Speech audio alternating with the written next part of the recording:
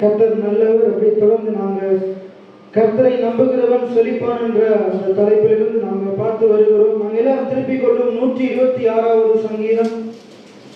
நாங்கள் முதலாவது வசனம் தொடக்கம் நாங்கள் வாசிப்போம். 126வது சங்கீதம் முதலாவது வசனம் தொடக்கம்.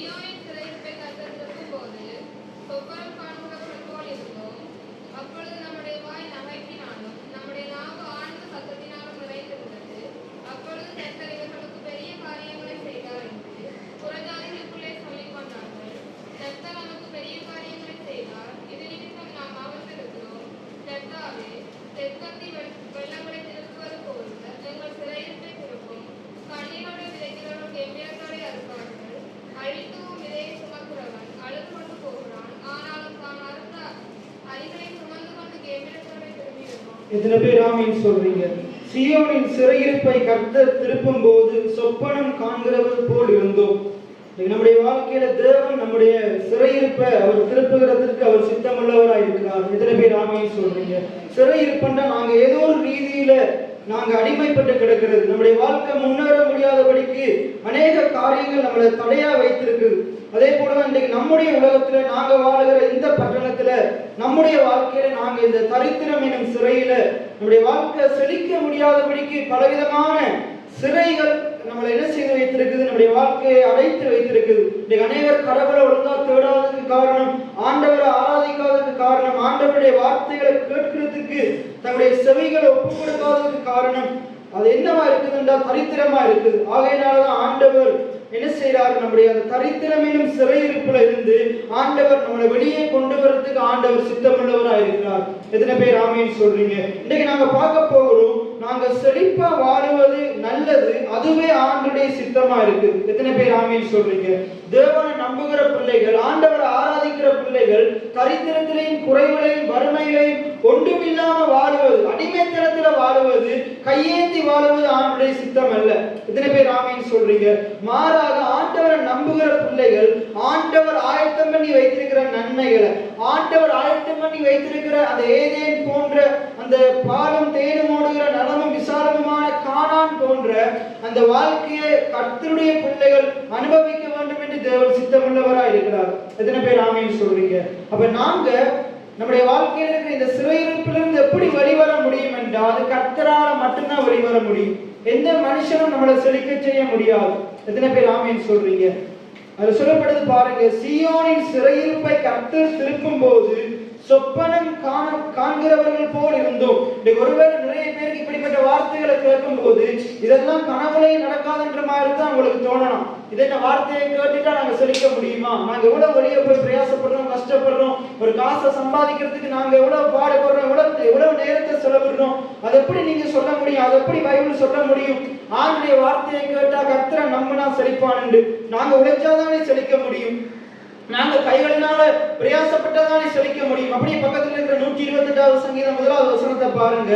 கர்த்தருக்கு பயந்து அவர் வழிகளில் நடக்கிறவன் எவனோ அவன் பாக்கியவான். உன் கைகளின் பிரயாசத்தை நீ சாப்பிடுவாய், உனக்கு பாக்கியமும் நன்மையும் உண்டா இருக்கும். நீங்க சொல்றது உண்மைதான். நீங்க உழைச்சாதான் உங்க கையில பணம் வரும். ஆனா உழைக்கிறதுக்கு பலனை தருகிறவர் கர்த்தரா இருக்கிறார். எத்தனை பேர் ஆமீன் சொல்றீங்க? உபாகமம் 8:18 சொல்லுது, ஐஸ்வர்யத்தை சம்பாதிக்கிறதுக்கு என்னத்தை தர்றாராம்? பலனை தர்றாராம். நமக்கு செழிப்பை தருகிறதே கர்த்தர் தான். ஆகையினால்தான் சங்கீதக்காரன் சொல்லுகிறான், தீயையும் தண்ணீரையும் கடந்து வந்தோம், செழிப்பான இடங்களில் எங்களை கொண்டு போய். எத்தனை பேர் ஆமீன் சொல்றீங்க? நீங்க எப்படிப்பட்ட துன்பங்களுக்குள்ளாக வந்து கொண்டிருந்தாலும் ஒரு நாள் ஆண்டவர் உங்களுக்காக வைத்திருக்கிற அந்த செழிப்பான இடங்கள்ல தாவீதை கொண்டு போய் சேர்த்த ஆண்டவர், ஆபிரகாமை கொண்டு போய் சேர்த்த ஆண்டவர், காலேப் யோசுவாவை கொண்டு போய் சேர்த்த ஆண்டவர் நம்மளை அந்த செழிப்பான இடங்களுக்குள்ள கொண்டு போய் சேர்ப்பது அதிக நிச்சயமா இருக்கு. எத்தனை பேர் ஆமீன் சொல்றீங்க? அப்ப நம்ம எப்படி பாட்டு படிக்கணும்? கர்த்தர் என் சிறையிருப்பை மாற்றுவார், என் அழுகையின் பள்ளத்தாக்கை உருவ நடக்க செய்வார், என்னுடைய வாழ்க்கையை களிப்பான நீரூற்றண்டைக்கு கொண்டு போவார். எத்தனை பேர் ஆமீன் சொல்றீங்க? சொல்லப்படுது பாருங்க, சீயோனின் சிறையிருப்பை கர்த்தர் திருப்பும் போது நமக்கு எப்படி இருக்குமா? ஆண்டவர் நம்முடைய இப்ப இருக்கிற நம்முடைய வாழ்க்கையை உயர்தரமான நிலைமைக்குள்ள கொண்டு போகும்போது நமக்கே ஆச்சரியமா இருக்கும். எத்தனை பேர் ஆமீன் சொல்றீங்க? இன்னைக்கு நான் இந்த நிலையில இருக்கிறேன், நான் பின்னுக்கு யோசிச்சு பார்க்கிறேன். ஒரு நாள் வாய் திறந்து பேச முடியாத நிலைமையில இருந்த என்னையை தேவன் இந்த நிலைமையில கொண்டு வந்து வச்சிருக்கிறார். தரித்திர புத்தி நிறைந்த என்னையை ஆண்டவர் இந்த நிலைமையில கொண்டு வந்து எச்சரிக்கிறார். நான் என்னுடைய பலத்தினால வரல. சற்று ஆராய்ந்து பார்க்கும்போது இது ஆச்சரியமா இருக்குது. எத்தனை பேர் ஆமென் சொல்றீங்க? உங்களுடைய வாழ்க்கையிலையும் நீங்க நினைத்து உங்களால் கற்பனை பண்ண முடியாத அளவுக்கு அதான் ஆண்டவர் சொல்றாரு, நீ நினைப்பதற்கும் வேண்டுவதற்கும் மிகவும் அதிகமாக ஆண்டவர் செய்கிறவராக இருக்கிறார். ஒருவேளை நீங்க இப்படிப்பட்ட காரியங்களை, நான் போதிக்கிற காரியங்களை நீங்க நினைச்சு பார்க்க முடியாத அளவுக்கு இருக்கலாம். இது நினைச்சு பார்த்தாலும் இப்படிப்பட்ட வாழ்க்கையை வாழ முடியாது என்ற நிச்சயத்தோடு நீங்க இருக்கலாம். ஆனா ஆண்டவர் உங்களுடைய இப்படிப்பட்ட தவறான நம்பிக்கைகளை, நிச்சயங்களை உடைத்து அவர் அவருடைய ஸ்தானத்துல உங்களுக்கு கொண்டு போய் வைப்பார். எத்தனை பேர் ஆமென் சொல்றீங்க? அவர் நமக்காக ஆயத்தம் பண்ணின வாழ்க்கைக்குள்ள நம்ம ஆண்டவர் கொண்டு போய் வைப்பார். அதனாலதான் ஆண்டவர் என்ன செய்யறார்? நம்முடைய சிந்தனைகளை அவருடைய வார்த்தை மூலமாக ஒவ்வொரு சபை கூடுதலையும் ஆண்டவர் என்ன செய்யறார்? நம்முடைய சிந்தனைகளை சரி செய்யறார். நம்முடைய தவறான யோசனைகளை எடுத்து போட்டு அவருடைய அது கிரகிக்க முடியாத, ஆராய்ந்து பார்க்க முடியாத யோசனைகளை ஆண்டவர் நமக்கு தந்து கொண்டிருக்கிறார். எத்தனை பேர் ஆமென் சொல்றீங்க? ஆகையினால நம்ம ஒருவேளை நம்முடைய வாழ்க்கையில நம்ம இந்த சிறையிருப்பை விட்டு என்னால வெளியே வர முடியாது, நான் இப்படிப்பட்ட இந்த கடல்ல இருந்து வெளியே வர்றதுக்கு இன்னும் எத்தனை ஆண்டுகள் எடுக்குமோ தெரியல, இவர் போதிக்கிற மாதிரி இந்த போதனையின்படி வாழ்வதற்கு எவ்வளவு ஆண்டுகள் எடுக்குமோ தெரியலன்னு நீங்க கவலைப்பட்டு கொண்டு பயப்பட்டு கொண்டு யோசிச்சு கொண்டிருக்கலாம். நான் உங்களுக்கு சொல்றேன், கர்த்தருடைய சிறையிருப்பை மாற்றுவார். எத்தனை பேர் ஆமென் சொல்றீங்க? அந்த தரித்திரம் எனும் சிறையில் இருந்து எல்லாம் சொல்லப்படுது பழைய பாட்டுல. ஆண்டவர் வெண்கல கதவுகளை உடைத்து இரும்பு தாழ்பால்களை முறியடித்து அந்த வாரத்தில் இருக்கிற பொக்கிஷங்களை, அந்த மறை பொருட்களை உனக்கு தருவேன் என்று ஆண்டவர் சொல்றார். எத்தனை பேர் ஆமென் சொல்றீங்க? உங்களுக்காக நீங்க கஷ்டப்பட்டு உடைச்சு கொண்டிருக்க தேவையில்ல. உங்களுடைய செழிப்பான வாழ்க்கைக்கு தடையா இருக்கிற எல்லா சிறைகளையும் சேனைகளின் கர்த்தர் தகர்த்தெறிவார். எத்தனை பேர் ஆமென் சொல்றீங்க? அடுத்த வசனத்தை பாருங்க. அப்பொழுது நம்முடைய வாய் நகைப்பினாலும், இன்றைக்கு நம்முடைய வாய் இப்படிப்பட்ட நிறைய பேருடைய வாய் சரியில்லை. அதான் நான் அடிக்கடி சொல்றது, நிறைய பேருடைய வாய் சரியில்லாததாலதான் இன்றைக்கு வரைக்கும் எந்த மாற்றமும் இல்லை.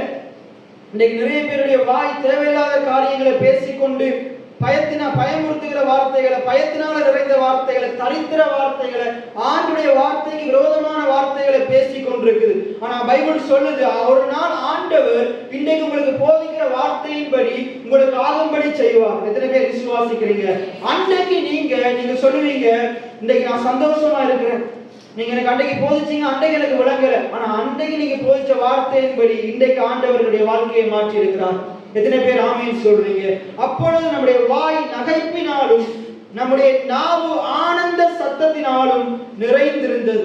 இன்னைக்கு எவ்வளவு தடவை நீங்க சந்தோஷமா இருங்கன்னு சொன்னாலும் நிறைய பேர் வந்து அந்த சனப்பொழுதுல சந்தோஷமா இருக்கிறாங்க. ஆனா வீடுகளுக்குள்ள போனா தன்னுடைய சூழ்நிலைகளை பார்த்து பயம் வந்துருது, தன்னுடைய நாவு தேவையில்லாத வார்த்தைகளை வசனிக்குது. ஆனா ஒரு நாள் வரப்போகுது, ஆண்டவருடைய சிறையிருப்பை முற்றும் முழுவதுமா திருப்ப போறார். எத்தனை பேர் ஆமென் சொல்றீங்க? உங்களுடைய தேவைகள் எல்லாவற்றையும் ஆண்டவர் சந்திக்க போறார், உங்களுடைய குறைகளை நிறைவாக்க போகிறார். அந்த நாளில உங்களுடைய வாய் எப்படி இருக்குமா? நகைப்பினாலும். நம்முடைய நாவு எப்படி இருக்குமா? ஆனந்த சத்தத்தினாலும். எத்தனை பேர் ஆமென் சொல்றீங்க? அன்றைக்கு நம்ம படிக்கிற பாடல்கள் முழுவதும் அவரை உயர்த்துகிற பாடலா இருக்கும். அவர் நமக்கு செய்த நன்மைகளை, அந்த மிரியாம் என்ன செய்றாள்? ஆண்டவர் செய்த நன்மைகளை பாடி துதிச்சு நடனமாடி என்ன செய்றாள்? ஆக்களுக்கு முன்னுக்கு கடந்து செல்றான். அதே போல தாவீது ராஜா ஆண்டவர் செய்த நன்மைகளை நினைச்சவனாக அவன் வஸ்திரம் இல்லாத இருக்கிறத உணராத அளவுக்கு அவன் சந்தோஷமா தேவனுடைய பிரசன்னத்துல ஆடி பாடுறான். ஒரு நாள் இப்படிப்பட்ட ஆடி பாடுதலோட அப்படிப்பட்ட வாழ்க்கைக்குள்ள நம்மளையும் ஆண்டவர் கொண்டு போறான். எத்தனை பேர் ஆமென் சொல்றீங்க? அப்பொழுது கர்த்தர் இவர்களுக்கு பெரிய காரியங்களை செய்தார் என்று பிரஜாதிகளுக்குள்ளே சொல்லிக் கொண்டார்கள். நம்ம ஆண்டவர் செய்த பிறகு சொல்லக்கூடாது. நான் அடிக்கடி சொல்லுவேன், ஆண்டவர் செய்த பிறகு ஆண்டவரே நன்றின்னு சொல்லக்கூடாது. பைபிள் சொல்லுது, நீங்கள் ஒன்றுக்கும் கவலைப்படாமல் எல்லாவற்றை குறித்தும் அழுகையோடு கூடிய ஜெபத்தினாலும், அப்படியே சொல்லுது, ஸ்தோத்திரத்தோடு கூடிய ஜெபத்தினாலும். நம்முடைய ஜெபமே எப்படி இருக்கணுமா? நன்றி செலுத்தும் விதமா இருக்கணுமா? வேண்டுதலினாலும் தேவனுக்கு தெரியப்படுத்துங்க. ஆண்டவர் எல்லாவற்றுக்கும் மேலான தேவ சமாதானத்தை உங்களுக்கு தருவார். ஆண்டவருடைய பிள்ளைகளாகி நாங்க தரிசித்து நடக்கிறவர்கள் அல்ல, விசுவாசித்து நடக்கிறவர்களா இருக்கிறோம். ஆகையினால தரிசித்து நடக்கிறவங்க தான் ஒரு காரியம் நடந்த பிறகு நன்றி செலுத்துவாங்க. ஆனா விசுவாசித்து நடக்கிறவங்க நடக்க முன்னுக்கே ஆண்டவர் இதை செய்ய வல்லவரா இருக்கிறார். எத்தனை பேர் ஆமென் சொல்றீங்க? இந்த வசனத்தின் அடிப்படையில் நாங்க எப்படி சொல்லணும்? கர்த்தர் எனக்கு பெரிய காரியங்களை செய்வார் இல்ல, செய்தார். கர்த்தர் எனக்காக யாவையும் செய்து முடிப்பார் அல்ல, செய்து முடித்தார். எத்தனை பேர் ஆமீன் சொல்றீங்க? அப்ப நம்ம என்ன செய்வோமா, எல்லாருக்கும் போய் இதைத்தான் சொல்லுவோம். எல்லாத்தையும் போயிட்டு மற்றவங்க குறைய பேசி கொண்டிருக்க மாட்டோம். என்ன சொல்லுவோம்? கர்த்தர் எனக்கு பெரிய காரியங்களை செய்வார். நம்ம போயிட்டு அவன் எனக்கு என்ன செஞ்சா தெரியுமா, இவன் எனக்கு என்ன செஞ்சா தெரியுமான்னு சொல்லி கொண்டிருக்க மாட்டோம். அவன் எனக்கு என்ன செஞ்சாலும் பரவாயில்ல, இவன் எனக்கு என்ன செஞ்சாலும் பரவாயில்ல, கர்த்தர் என் சூழ்நிலைகளை மாற்றுவார். எத்தனை பேர் ஆமீன் சொல்றீங்க? அவன் எனக்கு விரோதமா தீமை செய்தான், கர்த்தர் எனக்கு நன்மையா முடிய பண்ணுவார். எத்தனை பேர் ஆமீன் சொல்றீங்க? இன்னைக்கு நானும் சொல்றேன், இன்னைக்கு பாத்தீங்கன்னா நிறைய பேர் சபைக்கு விரோதமாக, ஊழியர்களுக்கு விரோதமாக பேசிக்கொண்டு செயற்பட்டு கொண்டு திரிகிறாங்க. ஆனா நான் சொல்றேன், கர்த்தர் இதெல்லாம் நன்மையா மாற்றுவார். இன்னைக்கு சபைக்கு விரோதமா பேசுகிறவங்களுடைய வாயை தேவன் அடைப்பார். எத்தனை பேர் ஆமீன் சொல்றீங்க? ஊழியத்துக்கு விரோதமா பேசுகிற நாவை கர்த்தர் அடைப்பார். எத்தனை பேர் ஆமீன் சொல்றீங்க? கர்த்தர் எங்களோடு கூட இருந்து கர்த்தர் காரியங்கள்ல சித்தி எங்களுக்கு தருவார். எத்தனை பேர் ஆமீன் சொல்றீங்க? யோசேப்புடைய சகோதரர்கள் அவனுக்கு விரோதமா பேசினாங்க, சதித்திட்டம் போட்டாங்க, குழியில தள்ளினாங்க. ஆனா கர்த்தர் அவனோடு கூட இருந்து அவனை எல்லாவற்றிலும் இருந்து உயர்த்தினார். யோசேப்பு காரிய சித்தி உள்ளவனை கர்த்தர் மாற்றினார். அதே போல தேவன், என் யோசேப்பின் தேவன் என்னுடைய தேவனா இருக்கிறார். அவர் என்னோடு கூட இருந்து, சபையோடு கூட இருந்து, ஊழியத்தோடு கூட இருந்து, எத்தனை பேர் எதிர்த்தாலும், 1000 10,000 பேர் உங்களுக்கு எதிராக வந்தாலும் கர்த்தர் கூட இருக்கிறபடினால நாங்க பயப்பட போறது இல்லை. இப்படிப்பட்ட விசுவாசத்தை உடையவங்களா தான் நீங்க இருக்கணும். இப்படிப்பட்ட விசுவாசத்தை உடையவங்களா நீங்க இருந்தா எந்த சூழ்நிலையிலையும் எத்தனை பேர் உங்களுக்கு எதிராக பேசினாலும் உங்களோட வாய் சொல்லும், கர்த்தர் எனக்கு பெரிய காரியங்களை செய்வார். எத்தனை பேர் ஆமீன் சொல்றீங்க? அதுக்கு அடுத்த வசனம் சொல்லுது பாருங்க, கர்த்தர் நமக்கு பெரிய காரியங்களை செய்தார். எல்லாம் சத்தமா சொல்லுங்க, கர்த்தர் எனக்கு பெரிய காரியங்களை செய்தார். எத்தனை பேர் ஆமீன் சொல்றீங்க? இப்படிப்பட்ட நம்பிக்கை உடையவங்க, விசுவாசம் உடையவங்க புலம்பிக் கொண்டு, அழுது கொண்டு, கவலைப்பட்டு கொண்டு மற்றவங்க இடத்துல போயிட்டு முறையிட்டு கொண்டு இருக்க மாட்டாங்க. அவங்க எப்பொழுதும் மகிழ்ந்திருப்பாங்க. எத்தனை பேர் ஆமீன் சொல்றீங்க? வாழ்ந்திருந்தாலும் மகிழ்ச்சியோட தான் இருப்பாங்க, தாழ்ந்திருந்தாலும் மகிழ்ச்சியோட தான் இருப்பாங்க. தாழ்வில் இருக்கிற ஆண்டவர், தாழ்வில் இருக்கிற எண்ணெயை ஆண்டவர் உயர்த்துவார் நிச்சயம் அவளுக்குள்ள இருக்கும். எத்தனை பேர் ஆமீன் சொல்றீங்க? குறைகள் இருக்கிற நம்மளை ஆண்டவர் நிறைவாக்குவார் என்ற நிச்சயம் நமக்குள்ள இருக்கும். ஒரு நாளும் ஆண்டவர் நம்மளை அப்படியே விட்டுற மாட்டார். ஆண்டவர் என்ன வாழா இருக்கிற எண்ணெயை நிச்சயமா எப்படி மாத்துவார்? கடையா மாத்துவார். கீழே இருக்கிற எண்ணெய் ஆண்டவர் எப்படி மாத்துவார்? மேல மாற்றுவார். அந்த நிச்சயம் உடையவன் எப்பொழுதும் எப்படி இருப்பான்? மகிழ்ச்சியா இருப்பான், சந்தோஷமா இருப்பான். அதை சொல்லுது பாருங்க, கர்த்தாவே தெற்கத்தி வெள்ளங்களை திருப்புவது போல எங்கள் சிறையிருப்பை ஆண்டவர் அவ்வண்ணமா நம்முடைய சிறையிருப்பை திருப்புவார். அவர் நம்முடைய சிறையிருப்பை மாற்றும் போது நமக்கு அது எப்படி இருக்குமா? ஒரு கனவு போல இருக்குமா? ஒரு சொப்பனம் போல இருக்குமா? அது நம்ப முடியாததா இருக்குமா? இது எப்படி ஆயிற்றுன்ற மாதிரி இருக்குமா? அப்படிப்பட்ட அற்புதங்கள் ஆண்டவர் செய்வார். ஆண்டவர் அந்த கானாவூர் கல்யாணத்துல தண்ணீரை திராட்சரசமா மாற்றும் போது எல்லாருக்கும் ஆச்சரியமா இருந்தது. ஆண்டவராகிய இயேசு கிறிஸ்து போதனை பண்ணும் போது அவருடைய போதனையை கேட்டு நிறைய பேர் ஆச்சரியப்பட்டாங்க. இவர் தச்சனுடைய குமாரன் அல்லவா? இவர் எப்படி இப்படி போதிக்கிறார்? இவர் இங்க நம்முடைய சமுதாயத்துல பிறந்தவர் அல்லவா? இவர் ஒரு நாள் இப்படி இருந்தவர் அல்லவா? எப்படி இப்படிப்பட்ட வார்த்தைகளை போதிக்கிறார்? அது நிறைய பேருக்கு ஆச்சரியமா இருந்தது. நான் உங்களுக்கு சொல்றேன், கர்த்தருடைய சிறையிருப்பை மாற்றும் போது உங்களை சுற்றி இருக்கிற கண்கள் வியந்து பார்க்கத்தக்கதாக, ஆச்சரியப்படத்தக்கதாக தேவன் செய்வார். இவனா இப்படி வளர்ந்தான், இவனா இப்படிப்பட்ட காரியங்களை செய்திருக்கிறான், இவனா இப்படிப்பட்ட வாழ்க்கைக்குள்ள இருக்கிறான், அப்படி வியந்து பார்க்கிற அளவுக்கு ஆண்டவர் நம்மளை மாற்றுவார். எத்தனை பேர் ஆமீன் சொல்றீங்க? அதுக்கு அடுத்த வசனத்தை தான் நான் பேச வந்த பாருங்க. கண்ணீரோடு விதைக்கிறவன் எப்படி அறுப்பானா? கம்பீரத்தோடு அறுப்பான். இன்னைக்கு நான் என்ன செய்து கொண்டிருக்கிறேன்? இந்த ஒவ்வொரு போதனைகளையும் ஜனவரி தொடக்கம், ஜனவரி இல்ல கடைசி 3 வருடங்களாக இப்ப இந்த செழிப்புக்குரிய போதனைகளை ஏன் எடுத்து வேதத்திலிருந்து எடுத்து தொடர்ந்து போதிக்கிறேன்டா, என் ஜனங்கள், இங்க இருக்கிற ஜனங்கள் எல்லாருமே செழிப்படையும். எத்தனை பேர் ஆமீன் சொல்றீங்க? நீங்க எவ்வளவு சித்தம் உள்ளவங்களா இருக்கிறீங்களோ எனக்கு தெரியாது, ஆண்டவர் சித்தம் உள்ளவரா இருக்கிறார். எத்தனை பேர் ஆமீன் சொல்றீங்க? உங்க மேல ஆண்டவர் கரிசனை உள்ளவங்களா இருக்கிறார். நீங்க செழிப்படையணும் என்று ஆண்டவர் விரும்புகிறார். ஆகையினாலதான் ஆண்டவர் இப்படிப்பட்ட சத்தியமாகிய விதைகளை உங்களுடைய இருதயத்துக்குள்ள தொடர்ந்து விதைத்துக் கொண்டே இருக்கிறார். தொடர்ந்தே விதைக்கிறார் என்றால் விசுவாசம் தொடர்ச்சியாக ஆண்டுடைய வார்த்தையை கேட்பதனால் வரும். எத்தனை பேர் ஆமீன் சொல்றீங்க? எல்லாம் சொல்லுங்க. விசுவாசம் தொடர்ச்சியாக ஆண்டுடைய வார்த்தையை கேட்பதனால் வரும். எத்தனை பேர் ஆமீன் சொல்றீங்க? இந்த வார்த்தைகளை கேட்க கேட்க கேட்க கேட்க நான் செழிக்க முடியாது என்ற நிச்சயம் எவனுக்குள்ள இருந்தாலும் ஆண்டவர் அந்த நிச்சயத்தை மாற்றி அவருடைய நிச்சயத்தை உள்ள தருவார்.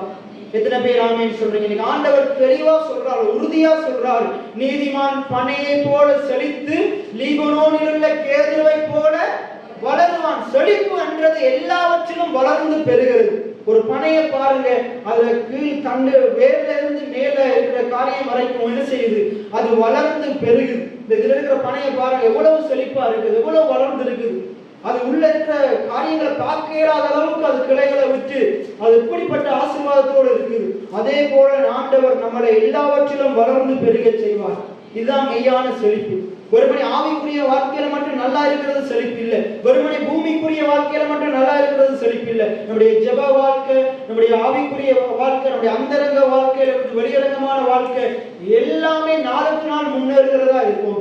எத்தனை பேர் ஆமென் சொல்றீங்க? நேற்று இருந்த நிலையில இன்றைக்கு இருக்கக்கூடாது, இன்றைக்கு இருக்கிற நிலையில நாளைக்கு இருக்கக்கூடாது. ஒவ்வொரு நாளும் எல்லாவற்றிலையும் நாங்கள் வளர்ந்து பெருகும். எத்தனை பேர் ஆமென் சொல்றீங்க? அப்ப ஆண்டவர் இதற்காகத்தான் நம்முடைய வாழ்க்கையில கண்ணீரோடு இந்த வார்த்தைகளை விதைக்கிறார். இந்த வார்த்தைகளை விதைக்கிறார். நிச்சயமா ஆண்டவர் விதைக்கிற விதைகள் ஒரு நாள் வீணாகாது. ஆண்டவர் என்ன செய்வாரு? அவர் கம்பீரத்தோடு அறுவடை செய்வார். இன்னைக்கு நானும் இப்படிப்பட்ட ஆண்டவர் கொடுக்கிற விதைகள் எடுத்து இந்த சபையில நான் விதைச்சு கொண்டிருக்கிறேன். ஒருவேளை இன்னைக்கு நடக்க முடியாத மாதிரி இருக்கலாம், ஆனா எனக்கு நிச்சயமா தெரியும், ஒரு நாள் நான் நிச்சயமா இன்னைக்கு போதிக்கிற போதனையின் பலனை நான் அனுபவிப்பேன். எத்தனை பேர் ஆமென் சொல்றீங்க? இதே வசனம் தான் கலாத்தியர்ல 6வது அதிகாரத்துல சொல்லப்படுது. அதே போல இன்னைக்கு இந்த இடத்துல இந்த வார்த்தையை கேட்கிற நீங்க ஆண்டவரிடத்திலிருந்து பெற்று நாம் விதைக்கிற இந்த விதைகளை நீங்க எடுத்து நீங்க உங்களோட வாயினால பேசுவீங்களா இருந்தா, நீங்க மற்றவருடைய வாழ்க்கையில விதைப்பீங்களா இருந்தா, கர்த்தர் உங்களையும் அறுவடை செய்ய வைப்பார். எத்தனை பேர் ஆமென் சொல்றீங்க? இன்னைக்கு நான் ஆண்டவரிடத்திலிருந்து பெற்று நான் உங்களுக்கு விதைக்கிறேன், நீங்க என்னிடத்திலிருந்து பெற்று மற்றவர்களுக்கு விதைக்கணும். இப்படிப்பட்ட ஆலோசனைகளை சொல்லும். எத்தனை பேர் ஆமென் சொல்றீங்க? அப்ப நீங்களும் இப்படிப்பட்ட கண்ணீரோடு நீங்களும் விதைப்பீங்களா இருந்தால் நீங்களும் கம்பீரத்தோடு அறுவடை செய்வீர்கள். எத்தனை பேர் ஆமென் சொல்றீங்க? அடுத்தது பாருங்க, அள்ளித்தூவும் விதையை சுமக்கிறவன் அழுது கொண்டு போகிறான், ஆனாலும் தான் அறுத்த அரிகளை சுமந்து கொண்டு செல்லுகிறவன் அவன் கம்பீரத்தோட திரும்பி வருவான். இன்னைக்கு ஒருவேளை நம்ம என்ன செய்யறோம்? நம்ம இன்னைக்கு விதைக்கும் போது நமக்கு கஷ்டமா இருக்குது. எனக்கும் சில நேரங்கள்ல சில ஆக்களை பார்க்கும் போது இவ்வளவு வார்த்தைகளின் வெளிப்பாட்டை விதைச்சும் இப்படி பேசிக் கொண்டிருக்கிறாங்களே, இவருடைய சிந்தனை இப்படி இருக்குது, இவருடைய மனது இப்படி இருக்குதுன்னு கொஞ்சம் கவலையா இருக்குது, கொஞ்சம் கோபமும் வருது. ஆனா இப்ப கொஞ்சம் கஷ்டமா இருக்குது. ஆனா அறுவடை செய்யும் போது அது எனக்கு மிகுந்த மகிழ்ச்சியா இருக்கும். எத்தனை பேர் ஆமென் சொல்றீங்க? இந்த வருடத்துல போன வருட கடைசியில இருந்து நம்முடைய சேர்த்துல நிறைய பிள்ளைகள் வாகனங்களை வாங்கினாங்க. அது மிகுந்த சந்தோஷமா எனக்கு இருந்தது. கிட்டத்தட்ட இந்த கிழமையும் ஒரு ஆள் வாங்கினாங்க. அப்ப அதை பார்க்கும்போது மிகுந்த சந்தோஷமா எனக்கு தெரியும், ஒரு நாள் நம்ம எல்லாம் எப்படிப்பட்ட நிலைமையில இருந்தோம், எப்படிப்பட்ட நிலைமையில ஒரு சைக்கிள் வாங்குறதுக்கு நம்ம பாட்ட பாடுகள் அது எனக்கு ஞாபகம் வந்துச்சு. நம்ம ஒரு எப்படிப்பட்ட குடிசைகளா இருந்து வாழ்ந்து கொண்டிருந்தோம். அப்ப இப்படிப்பட்ட வாழ்க்கை நம்ம வாழ்வோம்ன்றது நிறைய நேரத்துல நம்மளால கற்பனை பண்ணி பார்க்க முடியாத அளவுக்கு இருந்துச்சு. ஆனா ஆண்டவர் நம்மளால கற்பனை பண்ணி பார்க்க முடியாத வாழ்க்கைக்குள்ள இன்றைக்கு நம்மளை கொண்டு வந்திருக்கிறார். எத்தனை பேர் ஆமென் சொல்றீங்க? இதை பார்க்கிலும் ஆண்டவர் பெரிதான காரியங்களை செய்வார். எத்தனை பேர் ஆமென் சொல்றீங்க? இன்னும் நிறைய ஜனங்கள் நீங்க வாங்குவீங்க. கர்த்தர் உங்களுடைய கையின் பிரயாசத்தை ஆசீர்வதிப்பார். எத்தனை பேர் உங்கள் தொழில் வளங்கள் ஆசீர்வதிப்பார். அப்ப பாருங்க, இப்படிப்பட்ட காரியங்களை பார்க்கும்போது, இந்த அறுவடைகளை பார்க்கும்போது உங்களுக்கு எவ்வளவு சந்தோஷமா இருக்கோ எனக்கு தெரியல, எனக்கு மிகுந்த சந்தோஷமா இருக்குது. எத்தனை பேர் ஆமென் சொல்றீங்க? விதைக்கிறவனுக்கு தான் தெரியும் அவன் விதைக்கும் போது எவ்வளவு தாகத்தோட கண்ணீரோட இந்த வார்த்தைகளை விதைத்தான். அதே போல ஒரு பிரசங்கியருக்கு தான் தெரியும் என்ன நோக்கத்தோட எதற்காக இப்படிப்பட்ட பிரசங்கத்தை பண்றாரு. அதுக்குரிய பலனை ஜனங்களுடைய வாழ்க்கையில பார்க்கும்போது அதை பார்க்கல மிகுந்த சந்தோஷம். அதான் பைபிள்ல சொல்லுது, என் பிள்ளைகள் சத்தியத்திலே நடக்கிறார்கள் என்பதை கேள்விப்படும் போது அது எப்படி எனக்கு எப்படி இருக்குதான், அது மிகுந்த மகிழ்ச்சியா இருக்குதான். எத்தனை பேர் ஆமென் சொல்றீங்க? சத்தியத்தை கேட்டு அதன் மூலமா அறுவடையை நீங்க பெற்றுக்கொள்ளும் போது அதை பார்க்கிற பெரிய சந்தோஷம் ஆண்டவருக்கு எதுவுமே இல்லை. ஆண்டவர் விரும்புகிறாரு நீங்க எல்லாரும் இப்படிப்பட்ட வாழ்க்கையை வாழணும், இப்படிப்பட்ட செழிப்பான வாழ்க்கையை வாழணும். இப்ப நாங்க திருப்பிக் கொள்வோம் ஏசாயா 58வது அதிகாரம் 13, 14வது வசனங்கள். ஏசாயா 58 நீங்க தமிழ் பைபிள்ல நீங்க வாசிங்க. நான் அதுக்குரிய விளக்கத்தை இங்கிலீஷ் பைபிள்ல இருந்து நான் சொல்ல போகிறேன். என் பரிசுத்த நாளாகிய ஓய்வு நாளிலே உனக்கு இஷ்டமானதை செய்யாதபடி உன் காலை விலக்கி. இந்த வசனத்தை பாத்தீங்கன்னா ஆங்கில பைபிள்ல எப்படி சொல்லப்படுதுன்னா, ஆண்டவருடைய பரிசுத்த நாளாகிய ஓய்வு நாளிலே, சபத் அதான் ஓய்வு நாள், ஆண்டவருடைய ஆண்டுடைய பரிசுத்த நாளிலே நீ என்ன செய்யாத, நீ தேவையில்லாத இடத்துக்கு போகாத, தேவையில்லாத காரியங்களை செய்யாத. அதுல சொல்லுது, நீ தேவையில்லாத இடத்துக்கு போவியா இருந்தா அந்த காரியத்துல இருந்து உங்க காலை விலக்கி நீ ஆலயத்துக்கு போ. எத்தனை பேர் ஆமென் சொல்றீங்க? நீ தேவையில்லாத இடங்கள்ல நிப்பியா இருந்தா உன்னுடைய காலை விலக்கி உன்னுடைய கால்களை ஆலயத்துக்கு பக்கம் திருப்பு. அப்படித்தான் அந்த பைபிள்ல சொல்லப்படுது. அதாவது அன்னெசரி, அதாவது தேவையில்லாத இடத்துக்கு போகாது, தேவையில்லாத பயணங்களை மேற்கொள்ளாது. இது அழகா சொல்லப்படுது, தேவையில்லாத பயணங்களை மேற்கொள்ளாது. எப்ப? ஓய்வு நாள்ல, ஓய்வு நாள்ல, ஆண்டுடைய நாள்ல, ஆண்டவருடைய பரிசுத்த நாள்ல தேவையில்லாத பயணங்களை மேற்கொள்ளாது. பக்கத்துல இருக்கிறாட்ட பார்த்து சொல்லுங்க, ஓய்வு நாளில் தேவையில்லாத பயணங்களை மேற்கொள்ளாதே. எத்தனை பேர் ஆமென் சொல்றீங்க? அடுத்து பாருங்க, தொடர்ந்து வாசிங்க. உனக்கு இஷ்டமானதை, அதான் சொல்லுது, உனக்கு இஷ்டமானதை, மை லைஃப் மை ரூல்ஸ் என்று நடக்காத. நீ என்ன செய்? ஆண்டவருக்கு இஷ்டமான காரியத்தை செய். பரிசுத்த நாள்ல தேவனுடைய பிள்ளைகள் தேவனுடைய ஆலய பிரகாரங்கள் இருப்பது ஆண்டுடைய சித்தமா இருக்கு. எத்தனை பேர் ஆமென் சொல்றீங்க? அப்ப அதை சொல்லுது, உன்னுடைய சொந்த சந்தோஷத்துக்காக, உன்னுடைய சொந்த இச்சையை நிறைவேற்றுறதுக்காக ஆண்டுடைய நாளை அற்பமா எண்ணாத.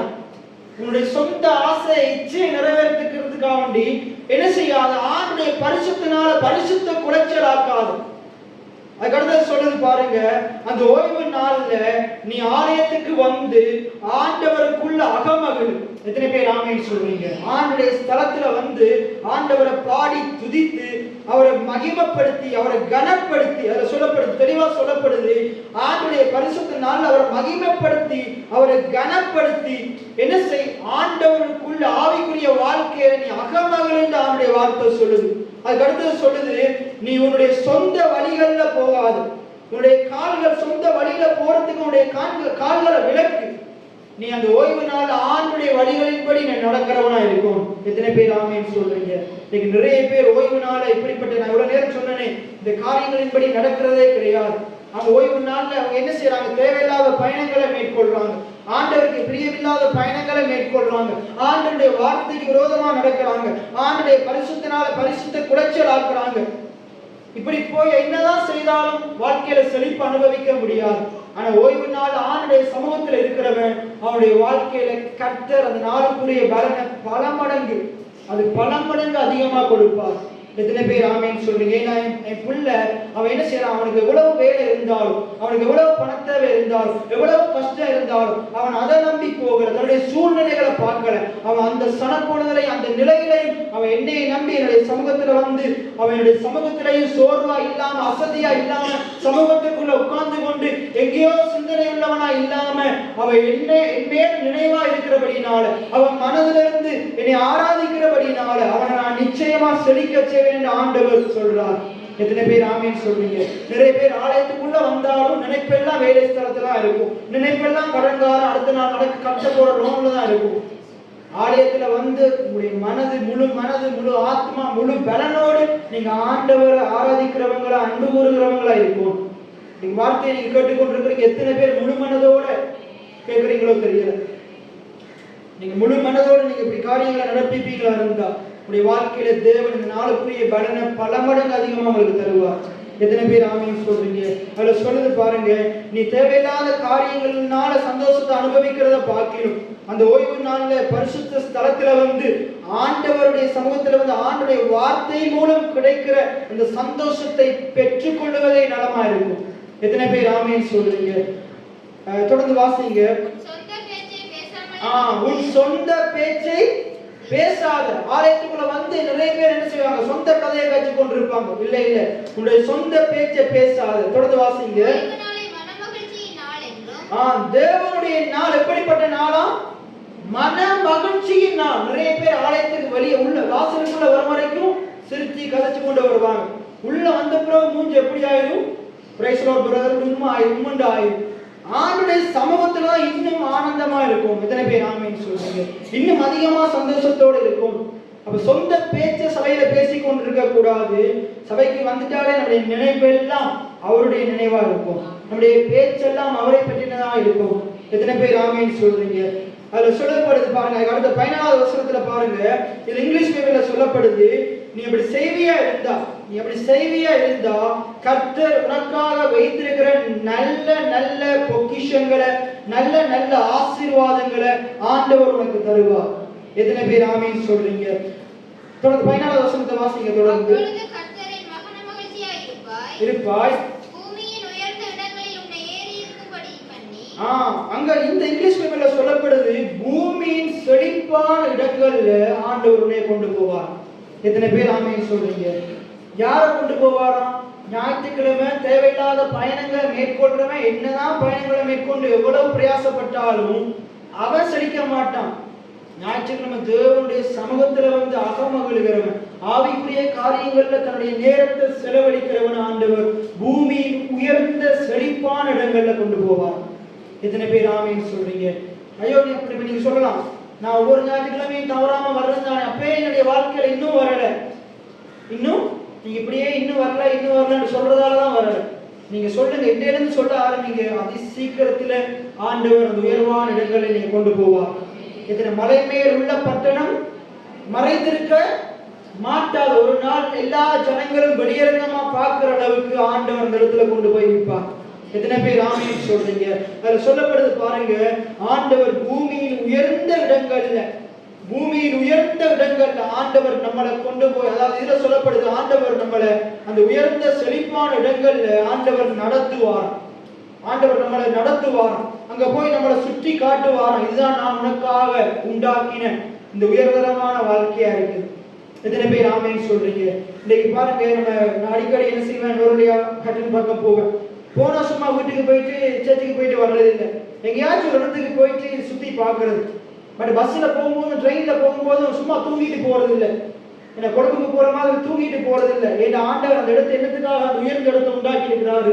அங்க போயிட்டு அந்த அழகான இடங்களை சுற்றி பார்க்கும். இந்த இங்கிலீஷ் பைபிள்ல சொல்லப்படுது, ஆண்டவர் பூமியின் உயர்ந்த இடங்கள்ல கொண்டு போய் அங்க என்ன செய்வாரா, நம்மளை நடத்துவாராம். அங்க என்ன செய்வாரா, நம்மளை சுற்றி காட்டுவாராம். இதுதான் உனக்காக நான் உண்டாக்கின இடம். எத்தனை பேர் ஆமீன் சொல்றீங்க? உனக்காக நான் உண்டாக்கின இடம். இந்த இடத்துல நீ வரணும்னு தான் நான் விரும்பினேன். இதுக்குள்ள நீ வரணும்னு தான் நான் உனக்கு போதிச்சேன். அதான் ஆண்டவர் சொல்றார், நான் உனக்கு போதித்து நீ நடக்க வேண்டிய வழியை உனக்கு காட்டுவேன். உன் மேல் என் கண்களை வைத்து உனக்கு ஆலோசனை, அங்க கொண்டு போய் நமக்கு ஆலோசனை சொல்லுவாரா, இந்தா பாரு, இதை நான் உனக்காகத்தான் உண்டாக்கினேன். ஆண்டவர் என்ன செய்வார்? இப்படிப்பட்ட ஆலோசனைகளை நமக்கு சொல்லுவார். ஆண்டவர் நமக்காக உண்டாக்கின இடத்துக்கு நம்மளை கொண்டு போயிட்டு, அந்த செழிப்பான இடத்துக்கு கொண்டு போயிட்டு ஒவ்வொரு காரியத்தையும் அவர் நமக்கு காண்பிப்பாராம். இப்ப நீங்க பாருங்க, உங்களுக்கு தெரியாத இடத்துக்கு இன்னொருத்தரின் உதவியோட சுற்றுலாவுக்கு போறீங்க, ஒரு டூருக்கு போறீங்க, அந்த இடத்தை பத்தி உங்களுக்கு தெரியாது. இப்ப சிகிரியாவுக்கு போறீங்கன்னா அந்த சிகிரியாவை யாரு நிர்மாணித்தது, அது எத்தனை அவருடைய பழமையானது உங்களுக்கு தெரியாது. ஆனா உங்களை அழைத்து கொண்டு போறவருக்கு தெரியும் அது யார் கட்டினது, அது எப்படிப்பட்ட இடம், எத்தனை காலம் பழமையானது. அந்த இடத்துல போய் நீங்க பேசிக் கொண்டிருப்பீங்களா? நீங்க அமைதியா இருப்பீங்க. அவர் உங்களுக்கு சொல்லுவார், இது இத்தனை வருஷம் பழமையான இடம், இது இப்படி கட்டினாரு, இத்தனை வருஷத்துல இதன் மூலமா எவ்வளவு வருமானம் வருது. இப்படி அவர்களை கொண்டு போன ஆள் தான் என்ன செய்வார்? உங்களுடைய விளக்கங்களை தருவார். அதே போல உங்களுக்காக உங்களை நடத்துகிற ஆண்டவர் உங்களை அந்த இடத்துக்கு கொண்டு போயிட்டு அங்க இருக்கிற எல்லா காரியத்துக்குரிய ஆசீர்வாதங்களை குறித்ததான விளக்கங்களை ஆண்டவர் உங்களுக்கு தருவார். எத்தனை பேர் ஆமீன் சொல்றீங்க? ஆண்டவர் உங்களுக்கு அங்க கொண்டு போயிட்டு உங்களுக்கு ஆலோசனை அவர் தான் சொல்லுவார். எத்தனை பேர் ஆமீன் சொல்றீங்க? அப்ப இப்படிப்பட்ட வாழ்க்கையை நீங்களும் நானும் வாழணும் என்றுதான் ஆண்டவர் சித்தமுள்ளவராய் இருக்கிறார். அதுக்கப்புறம் சொல்றாரு, யாக்கோபுக்கு கொடுத்த வசனத்தை வாசிங்க தொடர்ந்து. உன் தகப்பனாகிய யாக்கோபுடைய சுதந்திரத்தால் உன்னை சொல்றாரு. இந்த வகையில சொல்லப்படுது, உனக்கு தகப்பனாகிய யாக்கோபுக்கு கொடுத்த வாக்குத்தத்தத்தின் சுதந்திரத்தை ஆண்டவர் உனக்கு தந்து உன்னை போஷிப்பார். எத்தனை பேர் ஆமீன் சொல்றீங்க? ஆண்டவர் செழிப்ப உனக்கு தருவன் என்று வாக்குத்தத்தம் பண்ணி இருக்கிறார். வாக்குத்தத்தம் பண்ணின ஆண்டவர் உண்மையுள்ளவராய் இருக்கிறார். எல்லாம் சொல்லுங்க, வாக்குத்தத்தம் பண்ணின ஆண்டவர் உண்மையுள்ளவராய் இருக்கிறார், செய்ய வல்லவராய் இருக்கிறார். எத்தனை பேர் ஆமீன் சொல்றீங்க? எத்தனை பேர் விசுவாசிக்கிறீங்க? நீங்க ஆண்டவர் உங்களுக்கு சொல்றாரு, உங்களுக்கு வாக்குத்தத்தம் பண்ணி இருக்கிறாரு, நான் உனக்கு செழிப்பான இடங்கள் உன்னை கொண்டு போவேன். இந்த வாக்குத்தத்தத்தை பண்ணின ஆண்டவர் அவர் உண்மையுள்ளவராய் இருக்கிறார். நீங்க உண்மை இல்லாதவர்களா இருந்தாலும், நான் உண்மை இல்லாதவனா இருந்தாலும், என் கர்த்தர் அவர் உண்மையுள்ளவராய் இருக்கிறார். அவர் சொன்னதை செய்ய வல்லமையுள்ளவராய் இருக்கிறார். எத்தனை பேர் ஆமீன் சொல்றீங்க? அதுல சொல்லப்படுது ஆண்டவர் வாயினால சொன்னதை அவர் நிறைவேற்றுவாராம். தொடர்ந்து வாசிங்க. இத மனுஷனுடைய வாய் சொல்லல, இத நான் சொல்லல, இத சொன்னது யாரு? இத சொன்னது கர்த்தர். உங்களை பூமியின் உயர்வான இடங்கள்ல செழிப்பான இடங்கள்ல கொண்டு போவேன்னு சொன்னது யாரு? எந்த மனுஷனும் அல்ல. அதான் கலாத்தியர் 1:1 சொல்லுது, மனுஷனாலும் அல்ல மனுஷன் மூலமாயும் அல்ல, இத சொன்னவர் கர்த்தரா இருக்கிறார். எனக்குரிய விதைகளையும் விதைக்கிறார், கண்ணீரோடையே விதைக்கிறார், என்னையே விதைக்க வைக்கிறார். அதை நீங்க ஏன் விதைக்கணும் என்று ஆண்டவர் விரும்புகிறாரு. நீங்க விதைச்சாதான் அறுவடை செய்ய முடியும். எத்தனை பேர் ஆமீன் சொல்றீங்க? இன்னைக்கு நான் இந்த விதைகளை விதைக்கிறதுனால, தைரியமா விதைக்கிறதுனால நான் இதற்குரிய அறுவடையை நான் பெற்றுக்கொள்வேன். நீங்க விதைக்கும் வரைக்கும் நீங்க அறுவடையை பெற்றுக்கொள்ள முடியாது. இன்னைக்கு நான் உங்களுக்கு போதிக்கிற இந்த வார்த்தைகளை நீங்க உங்களோட வாயிலையும் இருதயத்திலையும் எடுத்து அதை நினைக்கலாட்டி, இவைகளை குறித்து பேசலாட்டி நீங்க அறுவடை செய்ய முடியாது. ஆனா நீங்க இதை எடுத்துக்கொள்வீங்களா இருந்தா, இவைகளையே சிந்திப்பீங்களா இருந்தா, இவைகளையே பேசுவீங்களா இருந்தா, இவைகளின்படி உடைய மனது மறுரூபமாக்குமா இருந்தா, இவைகளின்படி உடைய மனது விருத்தி அடையுமா இருந்தா, இதெல்லாம் கடந்த காலத்துல நான் போதிச்சிருக்கிறேன். போன கிழமைக்கு முதற்கிழமை உடைய மனது மறுரூபப்பட வேண்டும், உடைய மனது விருத்தி அடைய வேண்டும். எல்லாம் சொல்லுங்க, மனது மறுரூபப்பட வேண்டும், மனது விருத்தி அடைய வேண்டும். எத்தனை பேர் ஆமீன் சொல்றீங்க? ஒரு நாள் போன கிழமைக்கு முதற்கிழமை பார்த்தோம் மனது மறுரூபப்பட வேண்டும், போன கிழமை பார்த்தோம் மனது விருத்தி அடைய வேண்டும். அப்ப ஒவ்வொரு காரியங்களையும் நாங்க ஒவ்வொரு பகுதியா பார்த்து வருகிறோம். அப்ப இன்னைக்கு நம்ம பார்க்கிறோம், செழிப்பா வாழுவது நல்லது, அது ஆண்டுடைய சித்தமா இருக்கு. அந்த செழிப்பான வாழ்க்கைக்குள்ள நம்முடைய பலத்தினால போக முடியாது, நம்முடைய கையின் பிரயாசத்தினால போக முடியாது, நம்ம ஒத்த காலம் அங்க போக முடியாது. ஆண்டவரை நம்மளை கொண்டு போறார். எத்தனை பேர் ஆமீன் சொல்றீங்க? எத்தனை பேர் ஆமீன் சொல்றீங்க? இஸ்ரவேல் ஜனங்களை எகிப்தை விட்டு வெளியே கொண்டு போனது யார்? மோசேயா? மோசேயின் தேவனா இருக்கிறார். எத்தனை பேர் ஆமீன் சொல்றீங்க? இஸ்ரவேல் ஜன காலே யோசுவாவை கானானுக்குள்ள உட்பிரவேசிக்க செய்யறதுக்கு உதவி செய்தது யாரு? அவர்களோடு கூட இருந்த, அதான் காலே யோசுவா சொல்றாங்க, கர்த்தர் எங்களோடு கூட இருந்தால் இதை இலகுவாக சுதந்திரிக்க எங்களுக்கு உதவி செய்வார்.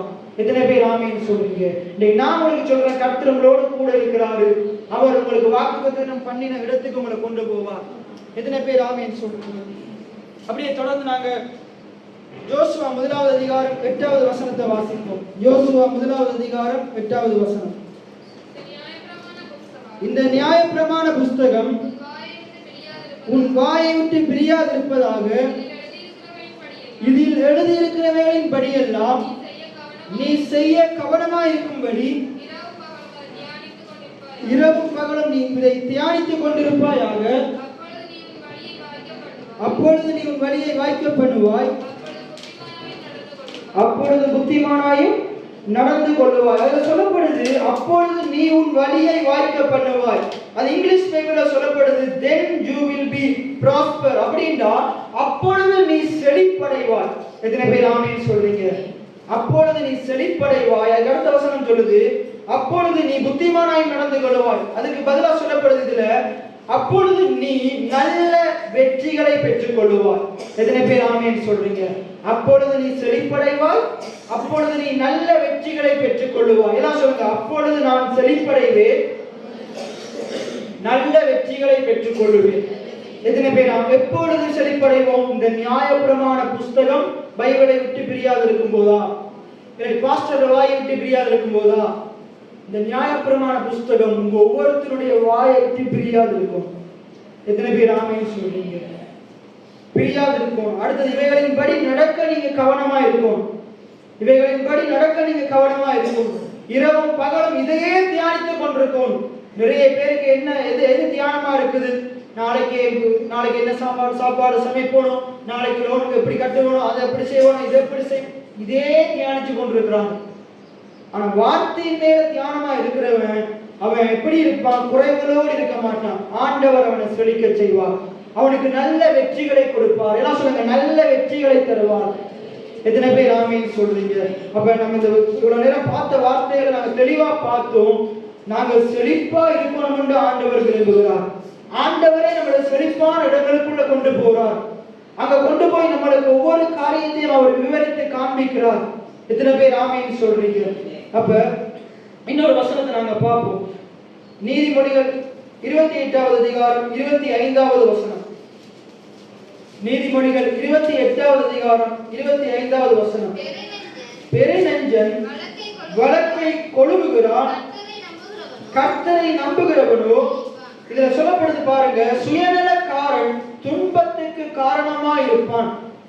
கர்த்தர் மேல் நம்பிக்கை வைப்பவன் தேவனுடைய நல்ல பரிசுகளாகிய செழிப்பான வாழ்க்கைக்குள் உட்பிரவேசிப்பான். எத்தனை பேர் ஆமீன் சொல்றீங்க?